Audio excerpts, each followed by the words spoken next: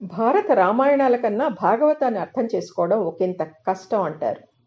భాగవతం తెలిసి పలుకుట చిత్రంబు అని పోతనామాత్యుడే స్వయంగా పేర్కొన్నారు. దాన్ని తెలుసుకోవడం, మరొకరికి తెలియచెప్పడం రెండు కష్టసాధ్యమైన పనులేనని పోతన అభిప్రాయం. భక్తి కథలతో నిండిన భాగవతంలో అక్కడక్కడా జటిలమైన వేదాంత ఘట్టాలు, ప్రతీకాత్మకమైన ప్రతిపాదనలు కలగలిసిపోవడంతో భాగవతం కొన్ని చోట్ల కొరుకుడు పడదు. జాగ్రత్తగా ముళ్ళు విప్పగలిగితే మాత్రం అవి అద్భుతంగా అనిపిస్తాయి.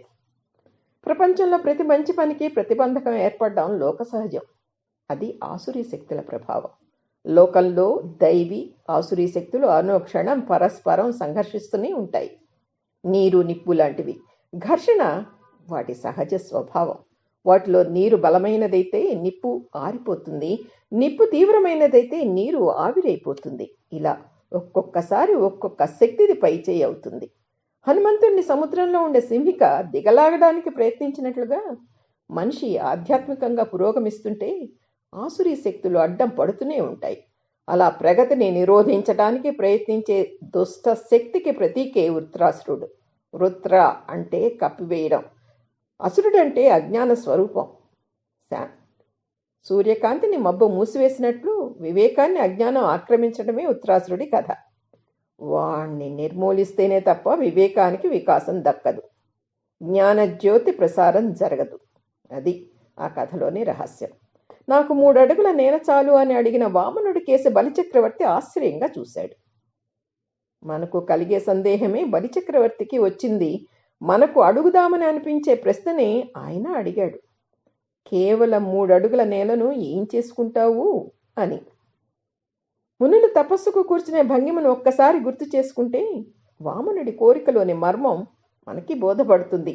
యజ్ఞయాగాదుల నిర్వహణకు, యోగ సాధనకు, ధ్యానానికి, జపానికి, తపస్సుకు, దేనికైనా సరే సాధకులు ఉపయోగించుకునేది కేవలం 3 అడుగుల నేల.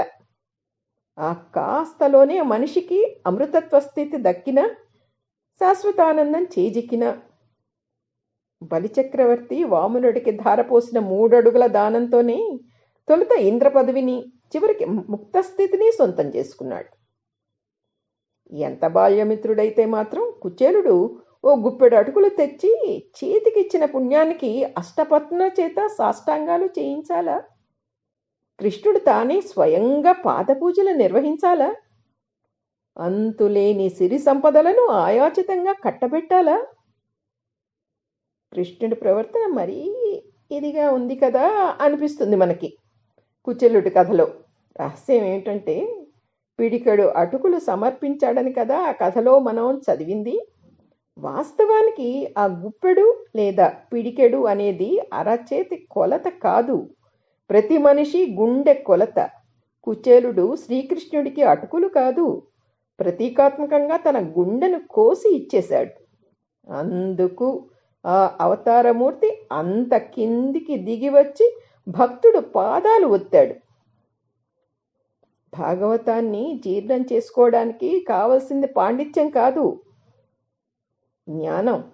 భాగవత కథలను పరికించవలసింది పైచూపులతో కాదు, లోచూపుతో. విబుధ జనుల నోట విని లోచూపుతో అంతరార్థాలు కని మరీ భాగవతాన్ని సొంతం చేసుకోవాలి. అందుకు భాగవత అధ్యయనం జటిలము అని అనేది. శ్రీ ఎర్రప్రగడ రామకృష్ణ గారు రాసిన భాగవత నవనీతం నుండి ఈ ఘట్టం తీసుకోబడింది. ఆయనకి కృతజ్ఞతాభివందనాలు.